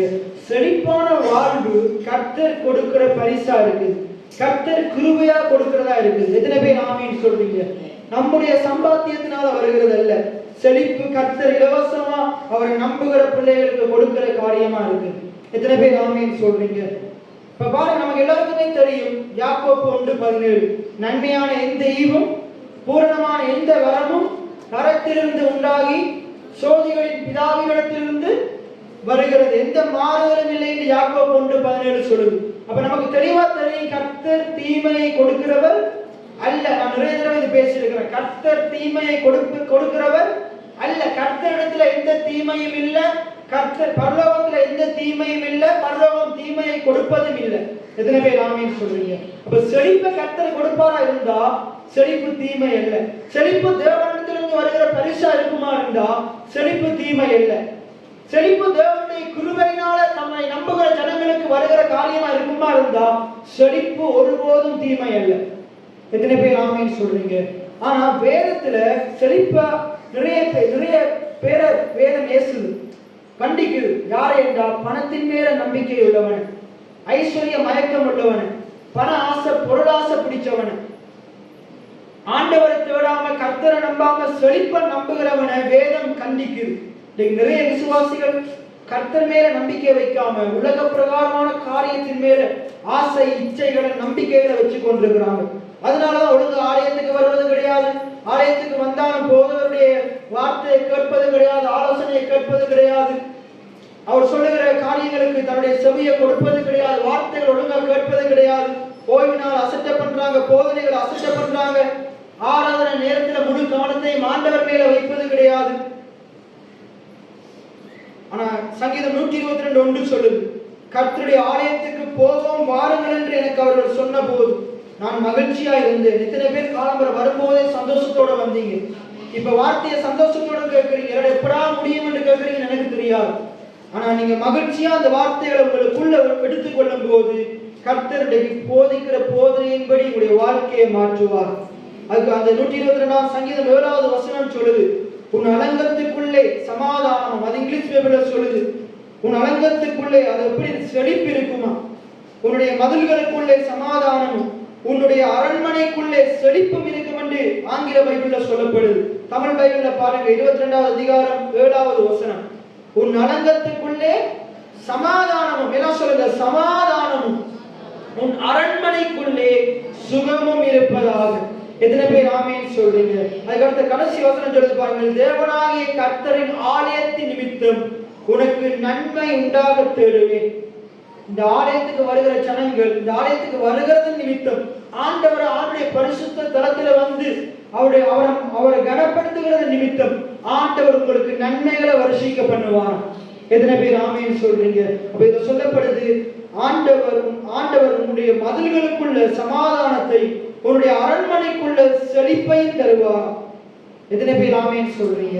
அதுக்கு அடுத்து போட்டிருக்கு பாருங்க, ஆதியாகமம் 1:2 முழுவதும் நாங்க வாசிக்கிறோம், ஆண்டவர் மனுஷனுக்காக ஒரு செழிப்பான ஏதேன் தோட்டத்தை உருவாக்குறார். இது எல்லாவற்றையும் நீ ஆண்டு கொள் என்று சொல்றார், இதை பண்படுத்து என்று சொல்றார், இதை பராமரி என்று சொல்றார். ஆனா மனுஷன் என்ன செஞ்சிட்டான்? ஆதாம் ஏவாள் என்ன செஞ்சிட்டாங்க?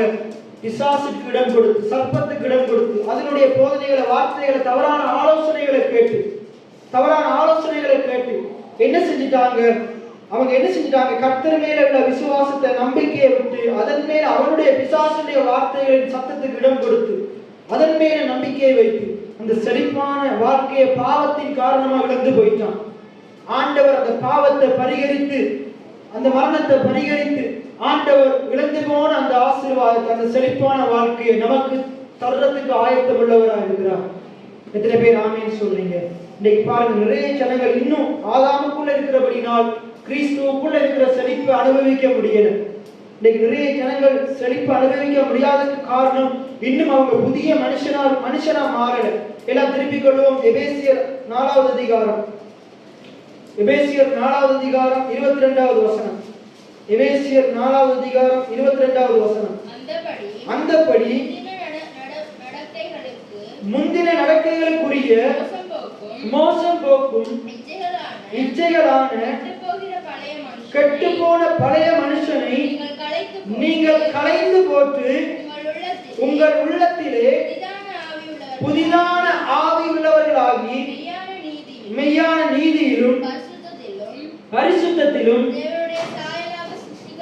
தேவனுடைய சாயலாக சிருஷ்டிக்கப்பட்ட புதிய மனுஷனை தரித்துக் கொள்ளுங்கள். அப்படியே நீங்க வாசிட்டு வந்தீங்கன்னா அதுல சொல்றாரு, நாங்க ஒருவருக்கு ஒருவர் அவயவங்களா இருக்கிறபடினால் பொய்யை களைந்து புறனுடைய மெய்யை பேச கடவோம். கோபம் கொண்டாலும் பாவம் செய்யாதிருக்க கடவோம். சூரியன் அஸ்தமிக்கிறதுக்கு முன்னுக்கு எரிச்சலை தணிச்சு கொள்ளுவோம். பிசாசுக்கு இடம் கொடுக்காம இருப்போம்.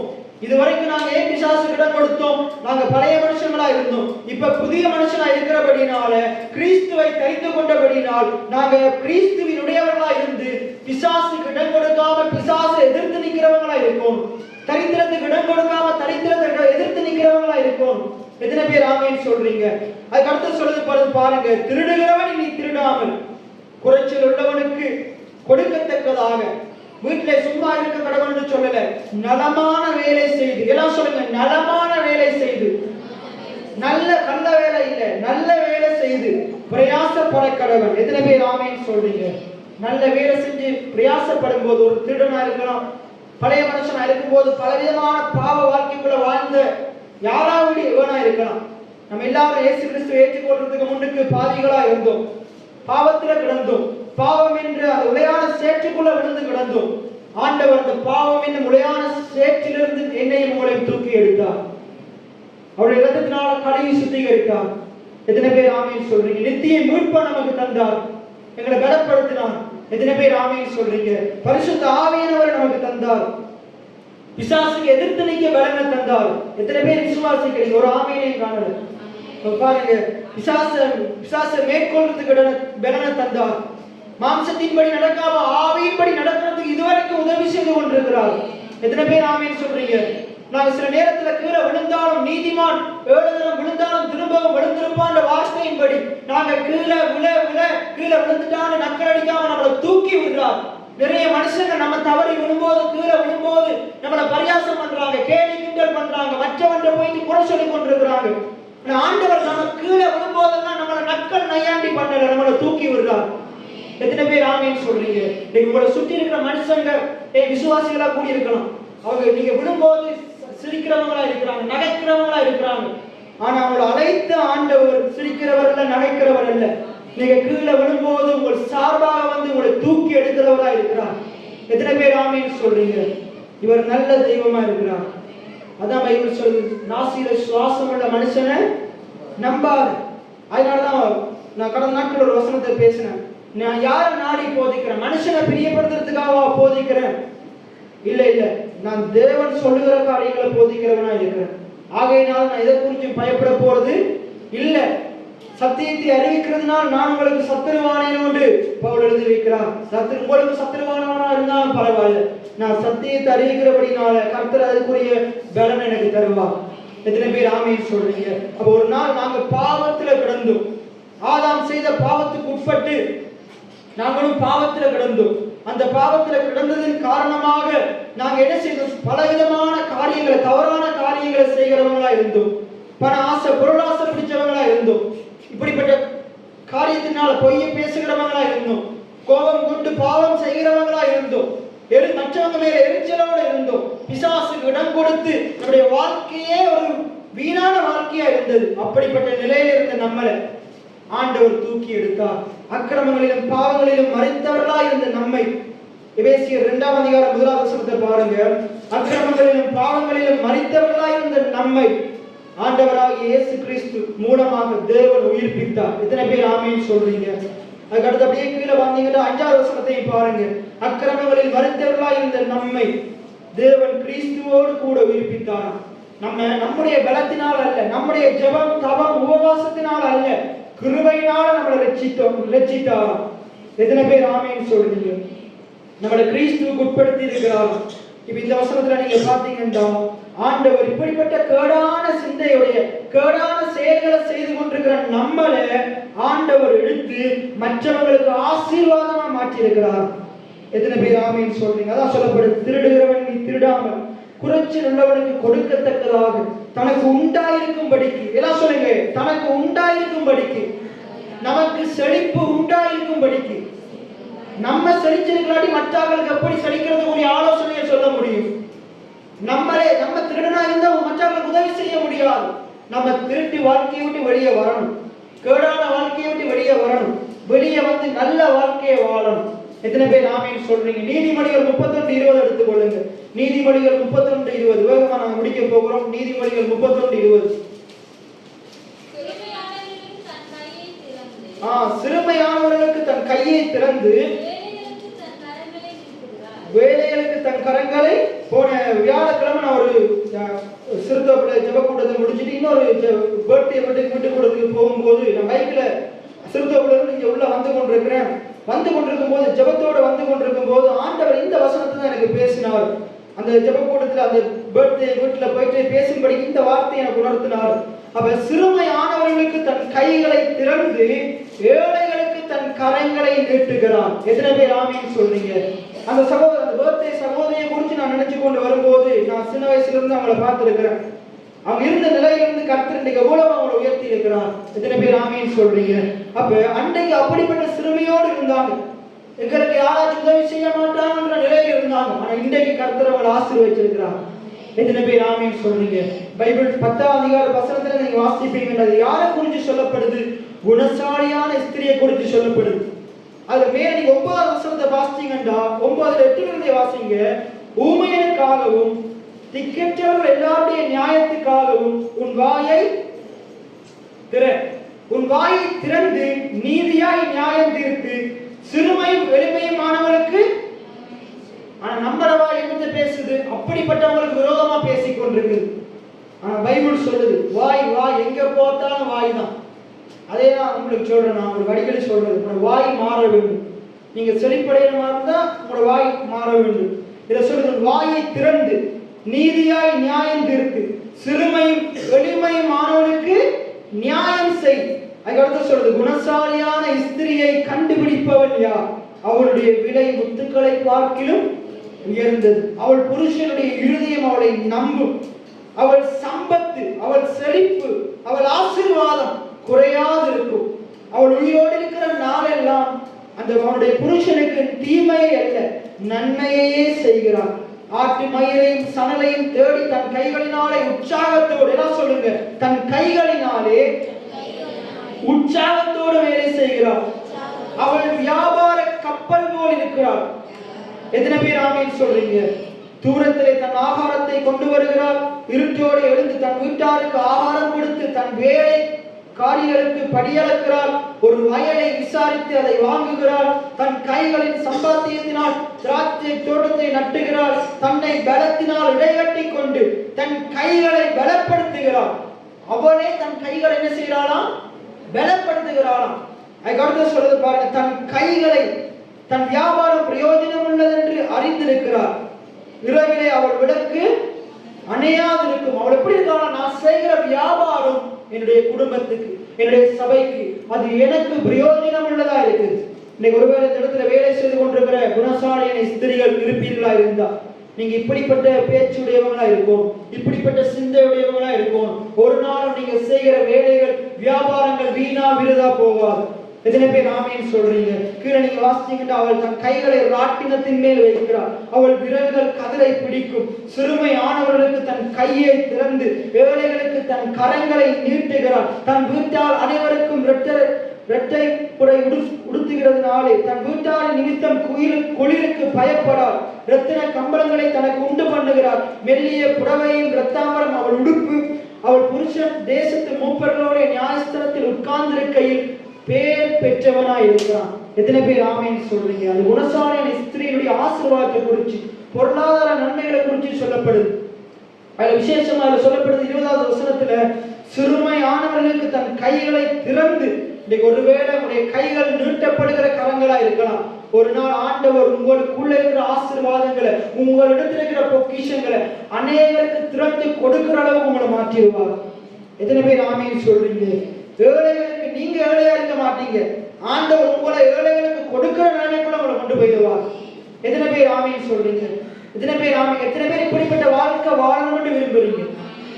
நீங்க விரும்புறீங்களோ இல்லையோ, நீங்க விரும்புறதை காட்டிலும் ஆண்டவர் கோடி மடங்கு விரும்புறார். அதனால இப்படிப்பட்ட விதைகளை கண்ணீரோட விதைக்கு உதவி செய்து கொண்டிருக்கிறார். எத்தனை பேர் ஆமீன் சொல்றீங்க? அப்ப ஆண்டுடைய பிள்ளைகள் இப்படிப்பட்ட வாழ்க்கை தான் வாழணும். இவங்களே ஏழைகளா இருந்து கொண்டிருக்க கூடாது, குறைவோடு இருந்து கொண்டிருக்க கூடாது. 50 வருஷத்துக்கு 20 வருஷத்துக்கு முன்னுக்கு இருந்தது போல இப்ப இருக்க கூடாது. நாளுக்கு நாள் முன்னேற வேண்டும், நாளுக்கு நாள் செழிக்க வேண்டும். எதுக்கு செழிக்க செய்கிறாரு? இப்படிப்பட்ட நன்மைகளை செய்யறதுக்காக வேண்டி. பைபிள் சொல்லுது, நாம எதுக்காக உண்டாக்கப்பட்டோமா? நற்கிரியைகளை செய்கிறதுக்காக நாங்க தேவனுடைய செய்கையா இருக்கிறோம். நம்மளை நற்கிரியை செய்யறதுக்காக உண்டாக்கினார், மற்றவனுக்கு நம்ம நல்லது செய்யும்படி உண்டாக்கினார். கடைசி ஒரு வசனத்தை வாசிப்போம். 1 தீமோத்தேயு 6:17. 1 தீமோத்தேயு 6:17. இந்த உலகத்திலே ஐஸ்வர்யம் உள்ளவர்கள் பெருமை உள்ளவர்களா இராமல் அவரிடத்துல இருக்கிற நிலையற்ற ஐஸ்வர்யத்தின் மேல நம்பிக்கையை, ஆசையை, இச்சையை வைக்காம ஆண்டவர் என்னத்துக்கு ஐஸ்வர்யத்தை தந்தாராம்? நாம் அனுபவிக்கிறதுக்கு, நாம் பயன்படுத்துறதுக்கு ஆண்டவர் ஐஸ்வர்யத்தை. எத்தனை பேர் ஆமீன் சொல்றீங்க? தொடர்ந்து வாசிங்க. நாம் அனுபவிக்கிறதுக்கு தேவன் கொடுத்த சகலவித, எல்லாம் சொல்லுங்க, சகலவித நன்மைகளையும், சத்தமா தான் சொல்லுங்களேன், சகலவித நன்மைகளையும் எப்படி தர்றாராம்? கொஞ்சம் அள்ளு போல உள்ளு போல தரல, எப்படி கொடுக்கிறாராம்? சம்பூர்ணமா கொடுக்கிறாராம். எத்தனை பேர் ஆமீன் சொல்லுங்க? நம்முடைய ஆண்டவர் சம்பூர்ணமாய் கொடுக்கிற தெய்வமா இருக்கிறார். எத்தனை பேர் ஆமீன் சொல்றீங்க? பாருங்க, நாம் அனுபவிக்கிறதுக்கு சகலவித நன்மைகளையும் சம்பூர்ணமாய் கொடுக்கிற, வாசிங்க, ஜீவனுள்ள தேவன் மேல் நம்பிக்கை வைக்கவும். அதுக்கு அடுத்தது சொல்லுது பாருங்க, நன்மை செய்யவும் நற்கிரியைகளில் ஐஸ்வர்யவான்களா இருக்கவும். மற்றவர்களுக்கு நல்லது செய்யறதுல கூட பிச்சைக்காரனா இருக்கக்கூடாது, பிச்சைக்காரனா இருக்கவே கூடாது. மற்றவர்களுக்கு நல்லது செய்யறதுல எப்படி இருக்கக்கூடாது? பிச்சைக்காரன் நன்மை செய்யறது கூட செய்யக்கூடாது. ஆண்டவர் நமக்கு கொடுத்த ஐஸ்வர்யத்தின் அடிப்படையில பைபிள் சொல்லுது, பிலிப்பியர் 4:19, என் தேவன் தம்முடைய மகிமையின் ஐஸ்வர்யத்தின்படி அவர் நமக்கு எப்படி நம்மளை எப்படி ஆசீர்வதிக்கிறாராம்? அவருடைய மகிமையின் ஐஸ்வர்யத்தின்படி. அப்ப அப்படிப்பட்ட தேவனுடைய பிள்ளைகளாகிய நாங்க மற்றவர்களுக்கு நன்மை செய்யும் போது ஆண்டவர் நமக்கு கொடுத்த ஐஸ்வர்யத்தின்படி நன்மை செய்யும். எத்தனை பேர் ஆமீன் சொல்றீங்க? ஆண்டவர் பைபிள் சொல்லுது, உனக்கு நன்மை செய்ய திராணி இருக்கும் போது அதை செய்யத்தக்கவர்களுக்கு செய்யாமல் இராதே. உனக்கு நன்மை செய்ய திராணி இருக்கும் போது உன்னுடைய திராணிக்கு தக்கதாக நன்மை செய். எத்தனை பேர் ஆமீன் சொல்றீங்க? இதுல சொல்றாரு, நன்மை செய்யவும் நற்கிரியைகளில் ஐஸ்வர்யவான்களாகவும் தாராளமாய் கொடுக்கிறவர்களும் உதார குணமுள்ளவர்களாய் இருக்கவும் நித்திய ஜீவனை பற்றி கொள்ளும்படி வருங்காலத்துக்காக தங்களுக்கு நல்ல ஆதாரத்தை பொக்கிஷமாக வைக்கவும் அவர்களுக்கு கட்டளையிடு. இது விசுவாசிக்கு சொல்லப்படுது. ஆனா நிறைய பேர் அவிசுவாசிக்கு சொன்னதை எடுத்து சொல்றாங்க, உனக்கு இந்த பூமியில ஒன்றும் இருக்கக்கூடாது. பைபிள் சொல்லுது என்ன சொல்லுது பாருங்க, நித்திய ஜீவனை பெற்றி கொள்ளும்படி வருங்காலத்திற்காக, இனி வரப்போகிற காலத்திற்காக ஒவ்வொரு விசுவாசியும் தனக்காக நல்ல ஆதாரத்தை பொக்கிஷமாக வைத்திருக்கவும் அவர்களுக்கு கட்டளையிடு. எத்தனை பேர் ஆமீன் சொல்றீங்க? எத்தனை பேர் ஆமீன் சொல்றீங்க? வருங்காலத்துக்காக நல்ல நல்ல பொக்கிஷங்களை சேர்த்து வை, ஆதாரங்களை சேர்த்து வை. அதே நேரத்தில் இன்றைக்கு சாப்பிடாம கொள்ளாம வாழாது, இன்றைக்கு நல்லா சாப்பிட்டு திருப்தியா இரு. எத்தனை பேர் ஆமீன் சொல்றீங்க? அதே நேரத்தில் மற்றவர்களுக்கு உதவி செய். எல்லாத்தையும் உனக்காக வச்சிருக்காது, உன்னுடைய ஆசீர்வாதத்தின் மேல வைக்காது, உன்னுடைய இச்சையை ஆசீர்வாதத்தின் மேல வைக்காது. இதெல்லாவற்றையும் கொடுத்த கர்த்தர் மேல உன்னுடைய நம்பிக்கையை வை. பண ஆசை உள்ளவனா இருக்காது. 10வது வசனம் சொல்லுது, பண ஆசை எல்லா தீமைக்கும் வேறா இருக்குது.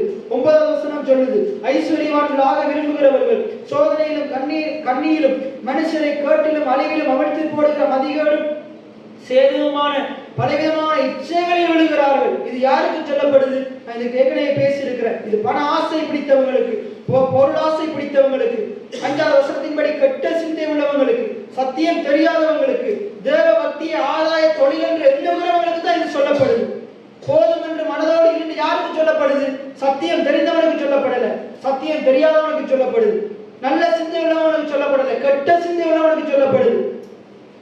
தேவ பக்தி ஆதாய தொழில் என்று எண்ணங்களோடு சொல்லப்படுது. போதும் என்ற மனதோடு உலகத்தில் ஒன்று கொண்டு வந்தது இல்லை, ஒன்று கொண்டு போவதும் இல்லை. யாருக்கு சொல்லப்படுது? கெட்ட சிந்தை உள்ளவர்களுக்கு சொல்லப்படுது. நல்ல சிந்தை உள்ளவர்களுக்கு என்ன சொல்லப்படுது பாருங்க. அந்த 17வது வசனத்திலிருந்து சொல்லப்படுகிற காரியங்கள் சொல்லப்படுது. இந்த உலகத்துல ஐஸ்வர்யம் உள்ளவங்க பெருமை உள்ளவனா இருக்கக்கூடாது. நான் தான் சம்பாதிச்சேன், என்னுடைய பலத்தினாலதான் இதெல்லாம் எனக்கு வந்துச்சு. இல்லை இல்லை, எல்லாவற்றையும் கொடுத்தது கர்த்தர். எத்தனை பேர் ஆமேன்னு சொல்றீங்க? கர்த்தர் மேல உடைய நம்பிக்கையை வை. ஆண்டவரே இந்த நன்மைகளை தந்தாரு, நீ அனுபவிக்கிறதுக்காக நீ தந்தாரு, நீ அனுபவிக்கிறதுக்காக நீ தந்தாரு. நான் போன வருஷம் நியூ இயர் ஆராதனையில பேசினேன். ஆண்டவர் 3 பேருக்கு 3 தாளந்தை கொடுக்கிறார். ஒருத்தருக்கு 5 தாளந்து, ஒருத்தருக்கு 2 தாளந்து. கடைசியா அவனுக்கு எத்தனை தாளந்து? அந்த 5 கொடுத்தவன் 10 ஆகிட்டான். 2 கொடுத்தவன் ஒரு தாளந்து கொடுத்தவன் என்ன செஞ்சான்? அதை புதைச்சி வச்சுட்டான். இன்னைக்கு நிறைய ஜனங்கள் இப்படித்தான் இருக்கிறாங்க. இன்னைக்கு பாருங்க, ஐஸ்வர்யத்தை பூட்டி வச்சிருக்கிறாங்க. ஆண்டவர் எதுக்கு தந்தார்? அதை பயன்படுத்துறதுக்காக தந்தார், அனுபவிக்கிறதுக்காக தந்தார். இப்ப பாருங்க, ஒரு பைக்கையோ ஒரு ஆட்டோவையோ வாகனத்தையோ வாங்கி ஒரு 2 வருஷம் வீட்டுக்குள்ள அப்படியே பூட்டி வச்சு பாருங்க, கொஞ்ச நாள் என்ன செஞ்சிடும்? கரண்ட் பிடிச்சு போயிடும். அதையாச்சும் ஒரு பழுது ஏற்பட்டுரும். அது என்னத்துக்கு வாங்கினீங்க? பயன்படுத்துறதுக்கு வாங்கினீங்க. அதே போல வீட்டுல வாங்குற என்ன பொருளா இருக்கலாம், இப்ப இந்த ஃபேனா இருக்கலாம், இதா இருக்கலாம், பயன்படுத்தாம அப்படியே விட்டு பாருங்க, அது நாளடைவில் பழுதா போயிடும். எதுக்காக வாங்கினீங்க? பயன்படுத்துறதுக்காக வேண்டி வாங்கணும். எத்தனை பேர் ஆமேன்னு சொல்றீங்க? ஆகையினால ஆண்டவர் உங்களுக்கு ஐஸ்வர்யங்களை, ஆசீர்வாதங்களை, செழிப்பை ஏன் தர்றாருண்டா, அது உங்களுக்காக மாத்திரம் பயன்படுத்த அல்ல. நீங்க ஆண்டவர் உங்களை கொண்டு அநேகருக்கு நற்கிரியை செய்யறதுக்கு சித்தமுள்ளவராக இருக்கிறார். எத்தனை பேர் ஆமேன்னு சொல்றீங்க? ஆகையினால அதனாலதான் நீங்க செழிக்கணும் என்று விரும்புறார். நீங்களும் நல்லா இருக்கும், உங்களை கொண்டு அநேகர் ஆசீர்வாதமா இருக்கும். எத்தனை பேர் ஆமேன்னு சொல்றீங்க? ஆகையினால இன்றைக்கு நம்ம நிறைய வசனங்களை பார்த்தோம். இந்த வசனங்களின் அடிப்படையில செழிப்பா வாழுவது, நீதிமான் செழிப்பா வாழுவது கர்த்தருடைய சித்தமா இருக்கு. செழிப்பு கெட்டது உலகத்துல நிறைய போதகர்கள் நிறைய சபைகள்ல போதித்துக் கொண்டிருக்கிறாங்க. இன்னைக்கு இலங்கையில நிறைய முக்காவாசி சபைகள்ல செழிப்பா வாழுவது தவறு, செழிப்பா வாழ்வது நல்லது. செழிப்பை பத்தி போதிக்கிற போதகர்களை கள்ள ஊழியக்காரங்கன்னு சொல்றாங்க. ஆனா அவங்க பாத்தீங்கன்னா போதிக்கிற அவங்க பாத்தீங்கன்னா நல்லா இருப்பாங்க, ஆனா அங்க இருக்கிற ஜனங்களை பாத்தீங்கன்னா ஒன்றுமில்லாம இருப்பாங்க. ஆகையினாலதான் நான் தெளிவா சொல்றேன் உங்களுக்கு, இப்படிப்பட்ட தவறான ஆட்களுடைய போதனைகளுக்கு உடைய செவியை கொடுக்காதீங்க, செவியை விளக்குங்க. நீங்க செழிக்கணும் கர்த்தர் விரும்புகிறார். நீங்க செழிக்கணுமா இருந்தா ஆண்டவர் உங்களுக்காக ஆயத்தம் பண்ணி வைத்திருக்கிற அந்த உயர்தரமான அந்த இடத்துக்கு நீங்களும் போகணுமா இருந்தா ஒழுங்கா ஆலயத்துக்கு வாங்க. ஏசாயா 58:13-14 வசனத்தின்படி ஆலயத்துக்கு ஒழுங்கா வாங்க.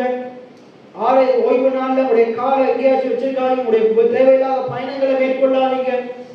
ஓய்வு நாளை பரிசுத்தமா ஆசரிங்க. ஆலயத்துக்கு வந்துட்டு சிந்தையெல்லாம் அங்கேயே வச்சிருக்காதீங்க. முழு மனதோட, முழு ஆத்மாவோட, முழு பலத்தோட தேவனை ஆராதிங்க. தேவனுடைய வார்த்தையை கேளுங்க. அது மாத்திரம் இல்லாம ஆண்டவரை கனப்படுத்துங்க. கர்த்தருடைய ஓய்வு நாள்ல ஆண்டவரை கனப்படுத்துங்க. சபைக்குள்ள இருந்து ஆண்டவரை கனவீனப்படுத்தி கொண்டிருக்காதீங்க.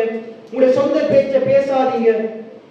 கர்த்தர் மேல தொடர்ந்து நம்பிக்கையா இருந்து தொடர்ந்து அந்த வார்த்தையை கேளுங்க. இந்த வார்த்தையின்படி, இந்த வாக்குத்தத்தத்தின்படி கர்த்தர் உங்களை நிச்சயமா செழிக்க செய்வார். எத்தனை பேர் ஆமேன்னு சொல்றீங்க? கர்த்தரை நம்புறோம் புள்ள ஒரு நாள் வெட்கப்பட்டு போக மாட்டான், ஒரு நாள் வெட்கப்பட விடவும் மாட்டார். நீங்க செழிப்பா அடையணும். நீங்க எவ்வளவு நம்பிக்கை உள்ளவங்களா, விசுவாசம் உள்ளவங்களா, சித்தம் உள்ளவங்களா நீங்க இருக்கிறீங்களோ, உங்களோட பெற்றோர் இருக்கிறாங்களோ எனக்கு தெரியாது. கர்த்தர் சித்தம் உள்ளவரா இருக்கிறார். எத்தனை பேர் ஆமேன்னு சொல்றீங்க? எத்தனை பேர் எதிர்த்தாலும் நான் இந்த சத்தியத்தை தொடர்ந்து போய்த்து கொண்டே தான் இருக்க போகிறேன். எத்தனை பேர் ஆமேன்னு சொல்றீங்க? அதே நேரத்தில் உங்களுடைய வாயை கவனமா வச்சுக்கொள்ளுங்க. மற்றவர்களுக்கு விரோதமா பேசிக்கொண்டு இருக்காதீங்க. ஊழியத்துக்கு விரோதமா, போதகருக்கு விரோதமா பேசிக்கொண்டு இருக்காதீங்க. என்ன முடிவெடுக்கணும் மட்டும் போதகருக்கு தெரியும், அவர் பார்த்துக்குவார். இங்க மற்றவர்கள் நிர்வாகம் பண்ண தேவையில்லை. ஆகையினால உங்களுடைய வாயை நீங்க கவனமா காத்துக்கொள்ளுங்க, இருதயத்தை கவனமா வச்சுக்கொள்ளுங்க. நீங்க ஆண்டுடைய காரியத்துல சரியா இருங்க. கர்த்தர் உங்களுக்குரிய பலனை உங்களுக்கு தருவார். எத்தனை பேர் ஆமேன்னு சொல்றீங்க? உங்களை சபிக்கிறவனே கர்த்தர் நியாயம் இருப்பார். அதே நேரத்தில் நீங்க மற்றவங்களை ஆசீர்வதிக்கும் போது கர்த்தர் உங்களை ஆசீர்வதிப்பார். அப்படி நாங்கள் அனைவரும் எழுந்து நின்றவர்களாக தானுடைய வார்த்தையை நாங்கள் தேவனுடைய கருத்துல ஒப்புக் கொடுப்போம். கர்த்தருடைய ஓய்வு நாள்ல நாங்கள் ஆண்டவருக்கு முக்கியத்துவம் கொடுக்கும் போது ஆண்டவர் பூமியை உயர்ந்த செழிப்பான இடங்கள்ல நம்மளை கொண்டு போவார் என்று வாக்குத்தத்தம் பண்ணி இருக்கிறார். ஏசாயா 58:13-14 வசனங்கள்ல ஆண்டவர் சொல்லியிருக்கிறார், என் ஓய்வு நாளை பரிசுத்த குறைச்சாக்காது, உனக்கு இஷ்டமான வார்த்தையை பேசாத. தேவையில்லாத இடங்கள்ல உன்னுடைய காலை விலக்கி கால். ஓய்வு நாள்ல உன்னுடைய பயணங்கள் அது ஆலயத்தை நோக்கினதா மட்டும்தான் இருக்கும். தேவையில்லாத இடங்களுக்குள் பயணம் போகாது. அது எப்படிப்பட்ட காரியமா இருக்கலாம், உன்னுடைய பயணம் இருக்கக்கூடாது. ஓய்வு நாள் கர்த்தருடைய நாள், அதை பரிசுத்த குலைச்சல் ஆக்காது. ஓய்வு நாள் ஆண்டுடைய சமூகத்துக்கு வந்து ஆண்டவரை கனப்படுத்து, ஆண்டவருக்குரிய கனத்தை செலுத்து.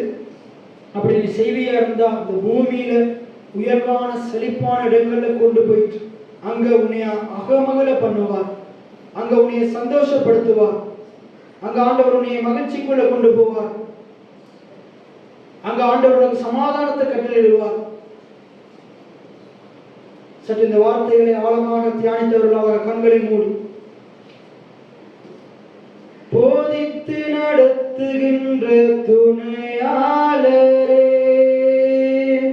கண் வைத்து நடத்துகின்ற ஆலோசகரே, என்னோட சேர்ந்து சொல்லுங்க. போதித்து நடத்துகின்ற துணையாளரே, கண் வைத்து நடத்துகின்ற ஆலோசகரே, வலப்பக்கம் சாய்ந்தாலும் இடப்பக்கம் சாய்ந்தாலும் நான், வலப்பக்கம் சாய்ந்தாலும் இடப்பக்கம் சாய்ந்தாலும் வழியிலுவே என்று நடத்துகிறீர். வலப்பக்கம் சாய்ந்தாலும் இடப்பக்கம் சாய்ந்தாலும் நான், வலப்பக்கம் சாய்ந்தாலும் இடப்பக்கம் சாய்ந்தாலும் வழியிலுவே என்று நடத்துகிறீர். உம்மை ஆராதிப்பேன், உம்மை ஆராதிப்பேன், உம்மை ஆராதிப்பேன், என் ஆயுளுள்ளவரை உம்மை ஆராதிப்பேன், உம்மை ஆராதிப்பேன், உம்மை ஆராதிப்பேன், என் ஆயுளுள்ளவரை உண்மையுள்ளவரே, சொன்னதை செய்வவரே, உண்மையுள்ளவரே, சொன்னதை செய்பவரே, நன்மைகள் செய்பவரே, எனக்குள்ளே வாழ்பவரே. விசுவாசத்தோடு பாடுவோமா? நன்மைகள் நன்மைகள் செய்பவரே, எனக்குள்ளே வாழ்பவரே, நன்மைகள் செய்பவரே, நன்மைகள் செய்பவரே, எனக்குள்ளே வாழ்பவரே, உம்மை ஆராதிப்பேன், உம்மை ஆராதிப்பேன், உம்மை ஆராதிப்பேன், என் ஜீவ காலமெல்லாம் உம்மை ஆராதிப்பேன், உம்மை ஆராதிப்பேன், உம்மை ஆராதிப்பேன், என் ஜீவ காலமெல்லாம். நன்றி ராஜாவே, இந்த வார்த்தைக்காய் நன்றி செலுத்துகிறோம், ஓய்வு நாளுக்காய் நன்றி செலுத்துகிறோம் கர்த்தாவே. நல்ல ஆண்டவரே, அருமையான இந்த பரிசுத்தமுள்ள உடைய ஓய்வு நாளுக்காய் நன்றி செலுத்துகிறோம். நாளுமாய் உடைய பிள்ளைகளாகிய நாங்கள் உடைய சமூகத்திலே கூடி பாடி ஆராதிக்க உடைய வார்த்தைகளை விசேஷமாக கேட்க தந்த மாபெரும் சலாக்கியத்துக்காக நன்றி செலுத்துகிறேன். எங்களுக்காக ஆயத்தம் பண்ணின அந்த பூமியின் உயர்விடங்களுக்குள்ளே, அந்த செழிப்பான இடங்களுக்குள்ளே நாங்கள் பிரவேசிக்க நீங்க சித்தமுள்ளவராய் இருக்கிறீங்க. இந்த பூமிக்குரிய வாழ்க்கையில நாங்கள் செழிப்பாய் வாழுவது நல்லது, அது உமக்கு சித்தமானது. அதை நீர்தாமே எங்களுக்கு தருகிறீங்க, நீங்களுடைய கிருபையினால இலவசமாய் தருகிறீங்க என்பதை எங்களுக்கு தெளிவாக கற்பித்துக் கொடுத்த தயவுக்காய் நன்றி செலுத்துகிறேன். அந்த ஒவ்வொரு பிள்ளைகளும் இந்த வார்த்தையிலே வளருவார்களாக, பெருகுவார்களாக. இதை பற்றி நான் இருக்கிற மனதில் இருக்கிற சந்தேகங்கள், அவிசுவாசங்களை எடுத்து போடுங்க. இந்த பிள்ளைகள் இந்த காரியங்களை விசுவாசித்து அவருடைய வாயிலையும் இருதயத்திலையும் வைத்து அதை அறிக்கை செய்து விசுவாசித்து பெற்றுக்கொள்வார்களாக. ஆண்டவரே, இன்றைக்கு இருக்கிற இந்த சிறுமையை என் ஆண்டவர் கண்ணோக்கி பார்த்து இந்த பிள்ளைகள் அநேக சிறுமையான ஜனங்களுக்கு, ஏழை ஜனங்களுக்கு இவர்கள் நன்மை செய்கிறவர்களாக இந்த பிள்ளைகளை நீங்க மாற்ற போகிறபடினால் நன்றி நன்றி செலுத்துகிறோம். இன்றைக்கு ஒருவேளை இந்த வார்த்தைகளை கேட்டு இவர்களுக்கு இது நடக்க முடியாது, இது சொப்பனம் போல இருக்கலாம், ஆனால் என் ஆண்டவர் இவருடைய சிறையிருப்பை மாற்றுவீர் என்ற நிச்சயத்தோடு நான் கண்ணீரோடு இந்த வார்த்தைகளை விதைக்கிறேன். இந்த பிள்ளைகள் கம்பீரத்தோடு அறுவடை செய்யும்படிக்கு அதை நான் நிச்சயமா என் கண்களினாலே காணுவேன் என்பதை நான் நிச்சயித்துக் கொண்டு நான் இந்த பிள்ளைகளை ஆசீர்வதிக்கிறேன். என்னுடைய கையின் பிரயாசங்களை ஆசீர்வதிக்கிறேன். தொழில் வளங்களை ஆசீர்வதிக்கிறேன். இந்த பிள்ளைகளுக்கு கொடுத்த எல்லா சம்பத்துக்காகவும் நன்றி செலுத்துகிறேன். அது கோடாய் கோடியாய் பெருகுவதாக, இந்த பிள்ளைகள் நீடித்த நாட்களாய் நிலைத்திருப்பார்களாக. இஸ்ரவேலுக்கு காண்பித்த சமாதானத்தை இந்த பிள்ளைகளுக்கும் நீர் காண்பிக்க வேண்டும்படியா ஜெபிக்கிறேன் ஆண்டவரே. இந்த பிள்ளைகள் ஒவ்வொருவரையும் நான் ஆசீர்வதிக்கிறேன். பிள்ளைகளுடைய படிப்பை ஆசீர்வதிக்கிறேன், தொழில் வளங்களை ஆசீர்வதிக்கிறேன். குடும்ப சமாதானமான சந்தோஷமான வாழ்க்கையை உம்முடைய கரத்திலே தருகிறேன். நீர்தாமே இந்த பிள்ளைகளை ஆசீர்வதிக்கவே ஆசீர்வதிப்பீராக, பெருகவே பெருக பண்ணுவீராக.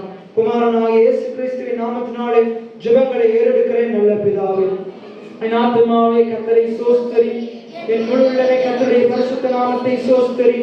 என் ஆத்துமாவே கர்த்தரை ஸ்தோத்திரி, கர்த்தர் செய்த சகல உபகாரங்களை மறவாதே. ஆமென். கர்த்தர் உங்களை ஆசீர்வதித்து உங்களை காக்க கடவுள். கர்த்தர் தம்முடைய முகத்தை உங்கள் மேல் பிரசன்னமாக்கி உங்கள் மேல் கிருபையா இருக்க கடவுள். இந்த பூமியில நீங்கள் வாழும் காலமளவும் கர்த்தர் உங்களை செழிப்பான இடங்களுக்குள்ளே நாளுக்கு நாள் வளர்ச்சியடைய செய்து சத்தியத்தின் அறிகிற அறிவை தந்து உங்களை கொண்டு போவாராக. ஆமென்.